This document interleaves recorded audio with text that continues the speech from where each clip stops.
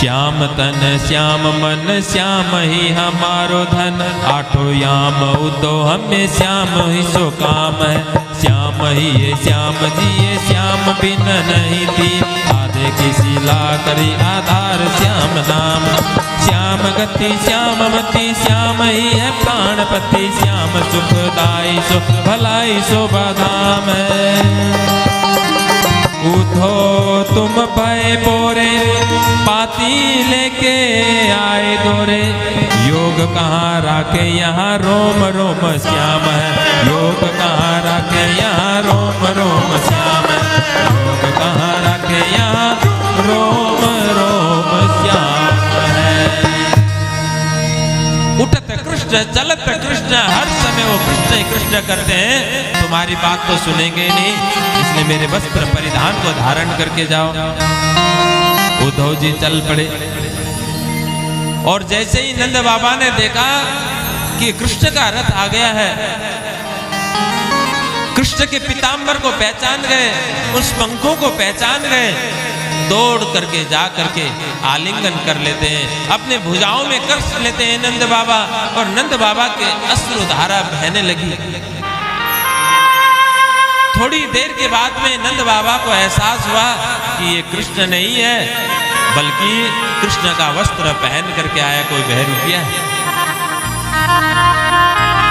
जब एहसास हुआ ये कृष्ण नहीं है, एकदम से दूर किया और देखा, अरे ये तो उद्धव है, कृष्ण का ही मित्र है। कभी कभी हमारा पुत्र परदेश चला गया हो, दूर चला गया हो, यदि वो आकर के नहीं मिल सकता, यदि उसका मित्र भी मिल जाए तो उतना ही प्यार उमड़ता है पुत्र के जितना ही। सारी बात पूछते हैं। ऐसे ही नंद बाबा अंदर ले गए, नंद बाबा ने सारी बात पूछी। जैसे ही कृष्ण की चर्चा होती, यशोदा मैया तो कुछ बोल न सकी। अत्युत्कंठो भव तुष्णिम प्रेम विवल, प्रेम विवल होकर के, प्रेम में भर करके यशोदा मैया तो जैसे ही कृष्ण का नाम बोलती है, उच्चारण करती है, मेरा काना बस इससे आगे तो कुछ बोल ही नहीं पाती थी। उनके आंखों से झरझर अश्रुधारा बहती। उद्धव जी ने अनेक प्रकार से समझाने की कोशिश की। उद्धव जी ने कहा कि बाबा एक बात कहूं, बुरा मत मानना, वो कृष्ण केवल तुम्हारा पुत्र थोड़ी न है, वो तो भगवान है, वो तो कण कण में रहता है। जिस प्रकार से सूखी लकड़ी में कहीं भी घर्षण कर दो अग्नि प्रकट हो जाती है, उसी प्रकार से जहां प्रेम पुष्ट हो जाएगा वो तो वहीं से प्रकट हो जाएंगे। बाबा, न उसका कोई माता है, न उसका कोई पिता है, न वो जन्म लेता है, न वो मरता है। वो तो लीला करने के लिए, इस धरती को भार मुक्त करने के लिए, आतताई को मुक्त करने के लिए इस धरती पर आता है। बाबा, वो केवल तुम्हारा पुत्र नहीं है, वो परब्रह्म है, वो श्री कृष्ण है। नंद बाबा ने कहा, एक बात बताओ, तुम कहते हो कि वो परमात्मा है, मैं तो एक मोटी सी बात जानता हूं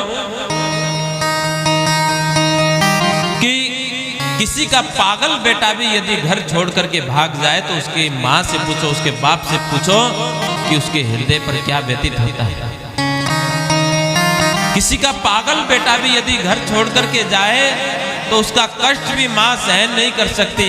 और जिसे तुम भगवान कह रहे हो, और भगवान जैसा पुत्र यदि घर छोड़ करके चला जाए तो हम माँ बाप से पूछो कि हम पर क्या व्यतीत हो रही होगी।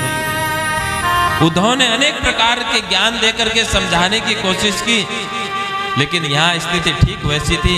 कोई खूब प्यासा है, तड़प रहा है प्यास के मारे, और कोई सज्जन आकर के ज्ञान देने लग जाए, अरे क्यों पानी के लिए रोते हो?